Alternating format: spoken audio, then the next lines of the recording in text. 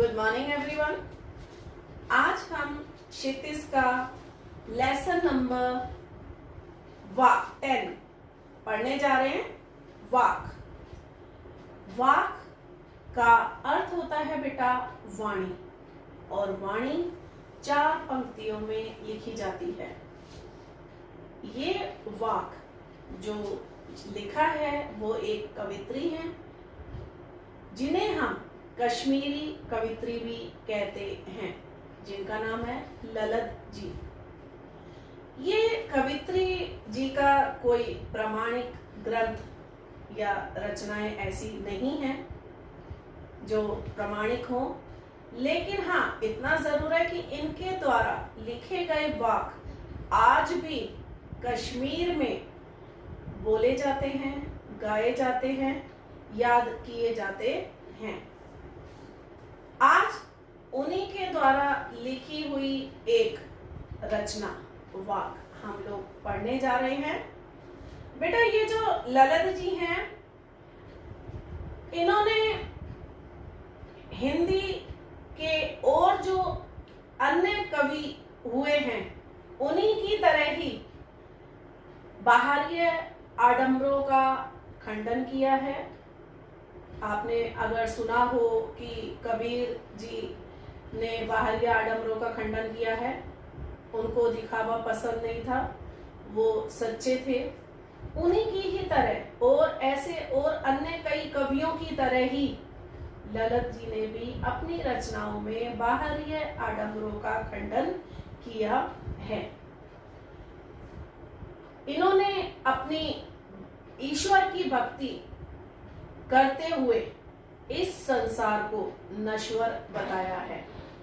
नश्वर यानी जो जल्दी से समाप्त हो जाता है, और ईश्वर की प्राप्ति करने के लिए प्रयास किए हैं और ईश्वर से मुक्ति की प्रार्थना कर रही हैं।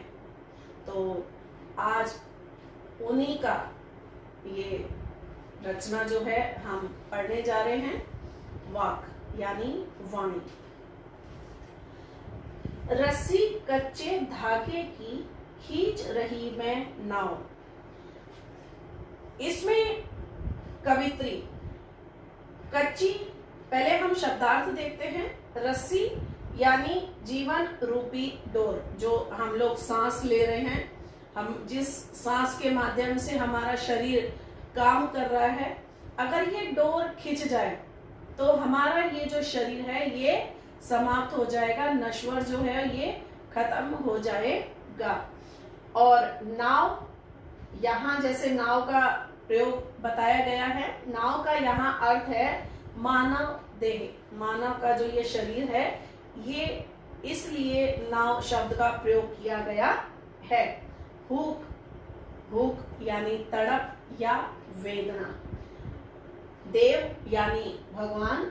भवसागर यानी संसार। कच्चे सकेरे, सकेरे बेटा मिट्टी का पात्र होता है। व्यर्थ हो रहे मेरे। जी यानी हृदय। हुक हुक माने तड़प। घर जाना, यहाँ जो ये घर जाने का जो प्रयोग किया गया है शब्दों का, ये ईश्वर रूपी घर के लिए प्रयुक्त हुआ है। यहाँ पर कवित्री जी परमात्मा प्राप्ति के विभिन्न प्रयासों की चर्चा कर रही हैं कि मुझे ईश्वर की प्राप्ति करनी है, जिसमें वो असफल भी हो रही हैं। यहाँ कवित्री जी ने अपनी जीवन रूपी नैया को एक कच्चे धागे से बनी रस्सी से वो खींच रही हैं। कवित्री जी कहती हैं कि रस्सी कच्चे धागे की, कि ये जो मेरी जीवन रूपी डोर है ये कच्चे धागे से बनी हुई है। खींच रही मैं नाव, और जीवन रूपी ये जो डोर है जो कच्चे धागे से बनी हुई है, उसे मैं ये शरीर रूपी नाव को मैं खींच रही हूँ। बेटा ये हमारा जो शरीर है ये एक नाव के रूप में है। इसके अंदर जो आत्मा है उसे एक रस्सी की डोर की तरह बताया गया है। तो कवित्री जी यहाँ कह रही हैं, रस्सी कच्चे धागे की खींच रही मैं नाव, कि मेरे शरीर में जो ये जीवन रूपी डोर है ये कच्चे धागे से बनी हुई है, जो मैं देह रूपी नाव को खींच रही हूं। जाने कब सुन मेरी पुकार, हे प्रभु, ईश्वर से प्रार्थना कर रही हैं वो, और ये कह रही है कि हे प्रभु कब सुन मेरी पुकार, हे प्रभु आप मेरी पुकार कब सुनेंगे। करे देव भव सागर पार, और मेरी पुकार कब सुनेंगे और मुझे इस संसार से मुक्ति दिलाएंगे। पार माने मुक्ति, इस संसार से मुझे पार कराएंगे, यानी मुझे मुक्ति देंगे। पानी टपके कच्चे सकेरे। अब बेटा यहाँ पर सकेरे का मैंने आपको बताया है मिट्टी का बर्तन है। तो ये जैसे मैंने अभी बताया शरीर हमारा नश्वर है, क्षणभंगुर है, कब नष्ट हो जाएगा हमें भी नहीं पता है। तो कवित्री जी आगे कह रही हैं कि पानी टपके, हम लोग एक लिमिट में अपनी जीवन रेखा लिखवा कर लाए हैं, और वो जीवन रेखा यानी जितना हम उम्र लिखवा के लाए हैं उसी उम्र में से हमारा जो समय है, टाइम है, वो टप टप टप होते हुए बहता चला जा रहा है। अर्थात मेरी उम्र निकलती जा रही है, मेरी उम्र बढ़ती जा रही है, यानी जो मैं उम्र लिखवा के लाई हूं वो धीरे धीरे धीरे बीतती चली जा रही है। कच्चे सकोरे मतलब मिट्टी के में से पानी टपकता जा रहा है, यानी उम्र ढलती जा रही है। व्यर्थ प्रयास हो रहे मेरे, मैं जितनी भी कोशिश कर रही हूं ईश्वर को पाने की, इस संसार से मुक्ति पाने की, वो ईश्वर जब हमें मिलते हैं तो हमें अपने आप इस संसार से मुक्ति मिल जाती है। तो कवित्री कह रही है कि मैं जितने भी प्रयास कर रही हूँ ईश्वर को पाने की, इस संसार से मुक्ति पाने की, वो सारे प्रयास मेरे व्यर्थ हो रहे हैं। जी में यानी हृदय में उठती रह रहे हुक, हुक माने तड़प, मेरे अंदर रुक रुक कर एक तड़प सी उठती है, और वो तड़प मुझे ईश्वर से मिलने के लिए बार बार कहती है। इस संसार से मुक्ति पाने की तड़प मुझे बार बार उठती है, कहती है, और मैं चाहती हूं कि मुझे इस संसार से मुक्ति मिल जाए। तड़प अंदर उठती है। घर जाने की चाह है घेरे, अब बार बार हृदय में हुक उठ रही है, तड़प उठ रही है, ईश्वर से मिलना चाहती हैं। कौन से वाले घर में? ईश्वर रूपी घर जाने की चाह है घेरी, मेरे अंदर बहुत ज्यादा इच्छा है कि मैं ईश्वर के घर चली जाऊं। एक बार फिर से देखेंगे हम लोग। रस्सी कच्चे धागे की खींच रही मैं नाव, कवित्री इसमें कहती है कि मैं जीवन रूपी जो रस्सी है वो मेरी कच्चे धागे की बनी हुई है, उसे मैं खींच रही हूँ। ये संसार रूपी देह को ये शरीर रूपी देह को मैं खींच रही हूँ। ये जो शरीर रूपी मेरे जो नाव है इसे मैं कच्चे धागे से खींच रही हूँ। जाने कब सुन मेरी पुकार, हे ईश्वर आप मेरी पुकार कब सुनोगे। करे देव भव सागर पार, और जब आप मेरी पुकार सुनोगे तभी मुझे इस संसार से मुक्ति मिल जाएगी। पानी टपके कच्चे सकेरे, मेरे उम्र रूपी जो बर्तन है उसमें से पानी धीरे धीरे धीरे टपकता जा रहा है। मेरी उम्र जो है वो बीतती जा रही है, मेरी एज जो है वो ढलती जा रही है। तो व्यर्थ प्रयास हो रहे मेरे, मैं जितने भी प्रयास कर रही हूँ ईश्वर से मिलने की, इस संसार से मुक्ति पाने की, वो सारे प्रयास जो हैं वो मेरे व्यर्थ हो रहे हैं। जी में उठती रह रहे हुक, जी में मतलब हृदय में, मेरे बार बार हृदय में बार बार एक तड़प सी उठती है, और वो तड़प मुझे ईश्वर के घर जाने की इच्छा पैदा करती है, और वो उसी चाह से मेरा हृदय जो है वो तड़प उठता है। आई थिंक आपको फर्स्ट पद समझ आ गया होगा। अब हम दूसरा पद देखेंगे बेटा। खा खा कुछ पाएगा नहीं। बेटा यहाँ पर खा खा का मतलब भोजन खाने से नहीं है।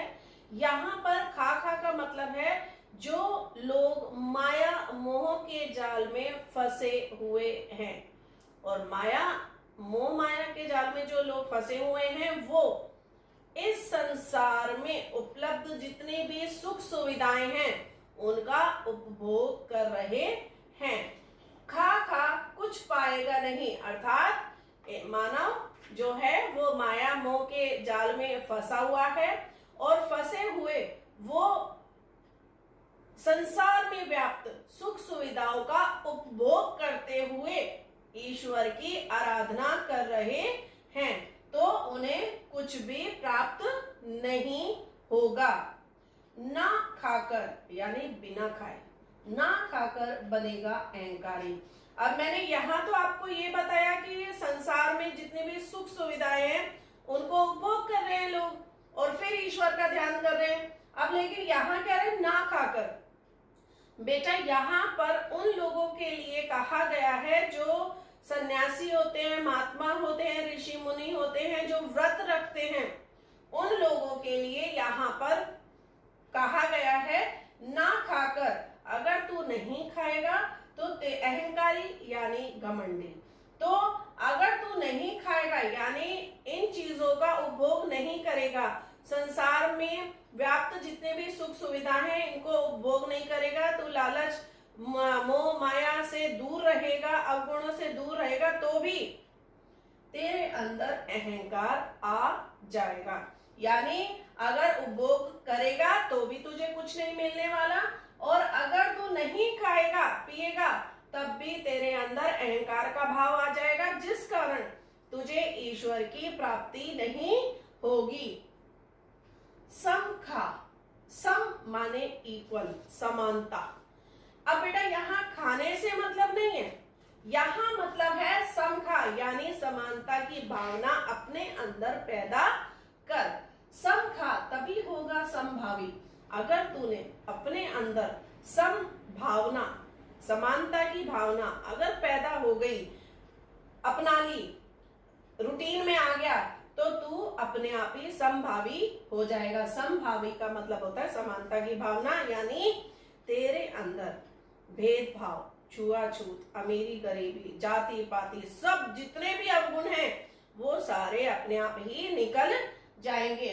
और अगर ये अवगुण निकल जाएंगे, हमारे शरीर में जब अवगुण होते हैं, हम अवगुणों को अपनाते हैं, तो हमें बेटा कभी भी ईश्वर की प्राप्ति नहीं होती है। कभी भी कहीं भी देख लो, जो सच्चे हृदय वाला होता है ईश्वर की प्राप्ति उसी को ही होती है। जिसके अंदर अवगुण होते हैं, कभी भी आपने ये नहीं सुना होगा कि उसे मोक्ष प्राप्त हुआ है। तो बेटा सेम बिल्कुल यहाँ भी वही है कि अगर तेरे अंदर से अवगुण निकल जाएंगे और तू समभावी हो जाएगा, यानी सभी लोगों को इक्वल समझने लग जाएगा, समानता की भावना तेरे अंदर पैदा हो जाएगी, तभी खुलेगी साकल बंद द्वार की। ईश्वर ने अपना दरवाजा बंद कर रखा है, और बंद साकल को खोलने का यानी ईश्वर को प्राप्त करने का सबसे बेस्ट रास्ता जो है वो है समानता की भावना। यानी संसार में रहते हुए भी हम लोग जब समभावी हो जाते हैं, हमारे अंदर से अवगुण निकल जाते हैं, तब हमारे ईश्वर तक पहुंचने का जो द्वार है, रास्ता है, वो खुल जाता है। यानी जो साकल ईश्वर ने लगा रखी है उन्हें प्राप्त करने की, वो साकल अपने आप खुल जाएगी। यानी जो ईश्वर तक पहुंचने का जो रास्ता है वो अपने आप मिल जाएगा। आई थिंक आपको ये समझ आ गया होगा। एक बार फिर से देख लेते हैं। खा खा कुछ पाएगा नहीं, यदि तूने माया मोह के जाल में फंसकर इस संसार में रहते हुए सुख सुविधाओं का उपभोग किया और उपभोग करते हुए अगर तूने ईश्वर की आराधना की तो तुझे ईश्वर की प्राप्ति नहीं होगी। ना खाकर बनेगा अहंकारी, और अगर तूने नहीं खाया, यानी ऋषि मुनि, हम लोग व्रत भी रखते हैं, तपस्वी होते हैं, ना खाकर यानी व्रत। तो जो लोग नहीं खाते हैं उनमें एक नेचुरल है बेटा, बहुत कम लोग ऐसे होंगे जिनमें अहंकार नहीं होता, मैं शब्द नहीं होता, लेकिन अधिकतरों में ये अवगुण देखने को मिलता है। तो जिसमें ये अहंकारी अवगुण आ गया तो उसे तो वैसे भी ईश्वर की प्राप्ति नहीं होने वाली है। समखा तभी होगा संभावी, यानी समखा का मतलब समानता की भावना। अगर तूने समानता की भावना अगर तूने अपना ली और अपनाने के बाद तुझे में ये वाला गुण आ गया तो तेरे अंदर अपने आप ही अवगुण जो है वो बाहर चले जाएंगे, निकल जाएंगे, जिसके कारण तुझे ईश्वर की प्राप्ति का रास्ता भी मिल जाएगा, यानी तुझे ईश्वर की प्राप्ति हो जाएगी। साकल जो बंद कर रखी है ईश्वर ने, वो साकल अपने आप ही तेरे सद्गुणों से वो साकल खुल जाएगी। तो अब हम तीसरा पद देखते हैं। कवित्री जी इसमें अपने लिए कहती हैं, अपने लिए कहती हैं कि जब मैं इस संसार में आई थी तो मेरी आत्मा पवित्र थी, साफ थी, निश्चल थी।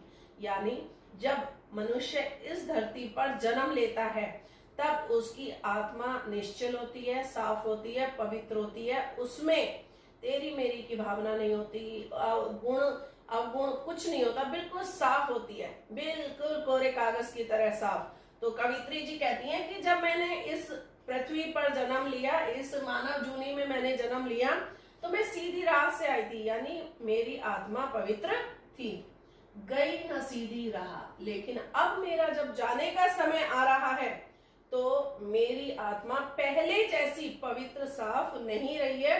यहाँ कवित्री जी कहती हैं कि संसार में रहते हुए मैंने सुख सुविधाओं का उपभोग किया है, मेरे अंदर अवगुण आ गए हैं, क्योंकि हम जब संसार में रहते हैं तो हमारे अंदर माया मोह लालच बहुत सारी चीजें आ जाती हैं। तो कवित्री जी कहती हैं कि अब जो ईश्वर तक वापस जाने की जो राह है वो सीधी राह नहीं रही, यानी मेरे अंदर अब अवगुण आ चुके हैं, जिस कारण से मेरी राह जो है ईश्वर प्राप्ति की वो कठिन हो गई है।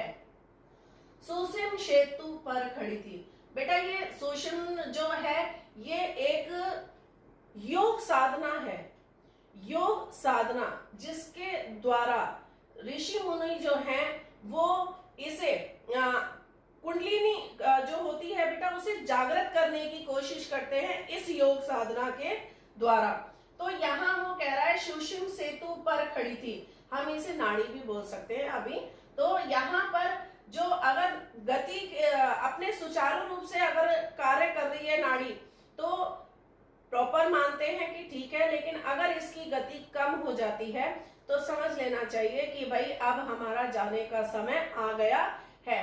तो कवित्री जी कह रही हैं कि ये सुषिम सेतु पर खड़ी थी, यानी अब ऐसे पुल पर मैं खड़ी हूं, ऐसे सेतु पर मैं खड़ी हूं जब मेरा जाने का समय आ गया है। बीत गया दिन हाय। यहाँ कवित्री जी ने दिन जो कहा गया है वो अपनी जीवन उम्र की लिए धागे के बारे में बताया गया है, उम्र के बारे में बताया गया है। बेटा हम जब इस दुनिया में जन्म लेते हैं तो हम अपनी उम्र ऊपर से ऑलरेडी लिखवा के लाते हैं कि भाई हमें इतने साल जीवित रहना है। तो कवित्री जी कहती हैं कि मैं जितनी उम्र लिखवा के लाई थी उसे एक दिन के रूप में कहा है कि अब वो जो उम्र है वो मेरी बीत गई है। जेब टटोली कोड़ी न पाई, जेब टटोली मतलब अपनी जेब को मैंने चेक किया, टटोली माने चेक किया। कोड़ी न पाई, कोड़ी माने पैसा, न पाई मतलब मैंने अपनी जेब को चेक किया तो उसमें से एक भी पैसा नहीं मिला। अब देखो बेटा, ईश्वर कभी भी हमसे पैसे नहीं मांगते हैं, वो हमसे हमारे सदकर्म मांगते हैं। सदकर्म माने गुण मांगते हैं। हमारे अंदर अगर हम सादा जीवन, उच्च विचार वाला जीवन अगर हम लोग बिताते हैं, हमारे अंदर गुण होते हैं, तो ईश्वर वो मांगते हैं, हमसे धन दौलत नहीं मांगते हैं। तो यहाँ पर कवित्री जी कह रही हैं कि मैंने अपनी जेब टटोली लेकिन मेरे पास सदकर्मों वाली एक भी कौड़ी नहीं मिली, मतलब मेरे पास अच्छे कर्म नहीं थे। माझी, यहाँ पर माझी जो है वो ईश्वर को कहा गया है, ईश्वर रूपी नाविक को। बेटा एक चीज का ध्यान रखना, जब हम लोग नाव में बैठकर अगर पार करते हैं, नाव में बैठकर हमें दूसरे जगह पर जाना होता है, तो हमें नाविक को कुछ ना कुछ पैसे देने पड़ते हैं उतराई के रूप में। तो यहाँ पर जो नाविक है वो है ईश्वर। अब नाव को पार करा चलाने वाला कौन है? नाविक यानी ईश्वर। और बैठी हुई कौन है? लेखिका। तो लेखिका कह रही है कि मैं उस माझी को क्या दूंगी उतराई में, जब वो मेरी यहाँ नैया पार कराएगा, तो मेरे पास तो एक भी पैसा उतराई के रूप में नहीं है, यानी सत्कर्म मेरे पास नहीं है जो मैं ईश्वर को उतराई के रूप में प्रदान करूं। तो आई थिंक आपको थर्ड वाला पैराग्राफ भी समझ आ गया होगा। हम एक बार फिर से लेते हैं इसे। आई सीधी राह से, कवित्री जी कहती हैं कि जब मेरा यहाँ जन्म हुआ था तब मेरी आत्मा साफ थी, निश्चल थी, पवित्र थी, तो मैं सीधी राह से यहाँ इस संसार में आई थी। लेकिन यहाँ आने के बाद मैंने इस संसार के गुणों को, अवगुणों को, लालच को, मोह को, सारी सुख सुविधाओं को अपना लिया, जिसके कारण मेरी जो राह थी वो अब सीधी नहीं रही, यानी मेरे अंदर अवगुण आ गए हैं, जिस कारण से मेरी राह अब सीधी नहीं है। सुषिम सेतु पर खड़ी थी, अब मेरा जाने का समय आ गया है। बीत गया दिन है कि जो मैं उम्र लिखवा के लाई थी ऊपर से, वो वाला दिन जो है, उम्र रूपी जो दिन है, वो मेरा बीत गया है।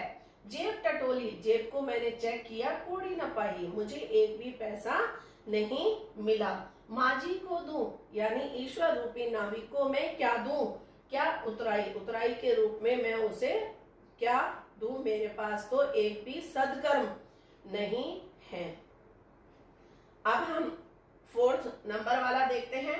बेटा इसमें कवित्री जी ने ईश्वर को हर जगह विद्यमान बताया है कि हम लोग मंदिर में जाते हैं, मस्जिद जाते हैं, गुरुद्वारे जाते हैं, कहीं भी जाएं, हमें ईश्वर की प्राप्ति नहीं होती है, क्योंकि ईश्वर तो हमारे आसपास, हमारे हृदय में ही वास करता है, हमें कहीं भी ढूंढने की जरूरत नहीं है। इसलिए कवित्री जी कहती हैं, थल थल में बसता है शिव ही। कवित्री जी कह रही है थल थल यानी जगह जगह, जगह जगह शिव जी का यानी ईश्वर का वास होता है। हर जगह जो है वो ईश्वर विद्यमान है। अब मानव से कह रही है, भेद न कर कि भेदभाव मत कर, क्या हिंदू क्या मुस्लिम। अब यहाँ पर कवित्री जी ने जातीय भेदभाव का खंडन किया है कि हमें मानव को कभी भी जातीय भेदभाव, ऊंच नीच नहीं करनी चाहिए। तो भेद न कर, क्या हिंदू क्या मुस्लिम। अब एक बात का ध्यान रखना बेटा, ईश्वर ने हमें जब जन्म दिया, उन्होंने जात पात देखकर जन्म नहीं दिया था, अमीरी गरीबी देखकर जन्म नहीं दिया था, हमारे अपने कर्मों को देखकर जन्म मिलता है। तो उन्हीं कर्मों के अकॉर्डिंग हम जब जन्म लेते हैं तो ये ईश्वर नहीं डिसाइड करता, ईश्वर हमारे कर्मों के अकॉर्डिंग डिसाइड करता है, हमारी कास्ट नहीं डिसाइड करता। तो कवित्री जी कहती हैं कि तुझे भी क्या जरूरत है भेद करने की, कि तू हिंदू है क्या, मुस्लिम है क्या, सिख है क्या, ईसाई है। तो हे मानव, तू इनमें भेदभाव मत कर। कहती हैं ऑल आर इक्वल। अगर आगे कहती हैं, ज्ञानी है तो स्वयं को जान। कवित्री जी कहती हैं, अगर तू ज्ञानी है, हे मानव, अगर तू ज्ञानी है, समझदार है, पढ़ा लिखा है, तो स्वयं को जान, यानी अपने आप को जान कि मैं क्या हूं, मेरे अंदर क्या है, मेरे अंदर कौन से गुण हैं, कौन से अवगुण हैं, उनको जान। तुझे कास्ट से क्या लेना देना। अगर तू अपने आप को जान लेगा, अंदर के भरे हुए मैल को देख लेता और उसको निकाल देगा, तो बेटा वही है साहिब से पहचान। यानी हम अपने हृदय में छिपे हुए अवगुणों को, मैल को जब निकाल देंगे, तभी हमें साहिब से यानी ईश्वर की प्राप्ति हो जाएगी, उसके दर्शन हो जाएंगे, अर्थात हमें इस संसार से मुक्ति मिल जाएगी। एक बार फिर से देखते हैं बेटे। थल थल में बसता है शिव ही। कवित्री जी कहती हैं कि जगह जगह, हर जगह ईश्वर का वास होता है। भेद न कर क्या हिंदू क्या मुसलमान, हमें जातीय भेदभाव नहीं करना चाहिए। ये तेरा, ये मेरा, ये ऊंचा है, ये नीचा है, ये अमीर है, ये गरीब है, हमें जातीय भेदभाव नहीं करना चाहिए। कवित्री जी कहती हैं अगर तू ज्ञानी है, अगर तू समझदार है, पढ़ा लिखा है, दिमाग है, अगर तेरे में थोड़ा सा भी अपने आप को समझदार मानता है, तो स्वयं को जान, अपने हृदय में छिपे हुए अवगुणों को जान। और जब बेटा हम अपने अवगुणों को पहचान जाएंगे, तो नेचुरल बात है हम उन्हें अवगुणों को निकालने की कोशिश भी करते हैं। और जब हमारे अवगुण निकल जाएंगे, तो हमें साहिब से पहचान हो जाएगी, यानी ईश्वर की प्राप्ति हो जाएगी। ईश्वर की प्राप्ति होने का क्या होगा कि हमें इस संसार के माया मोह के जाल से मुक्ति मिल जाएगी, यानी हमें ईश्वर की प्राप्ति हो जाएगी और हम मोक्ष को प्राप्त हो जाएंगे। आई थिंक आपको ये लेसन समझ आ गया होगा।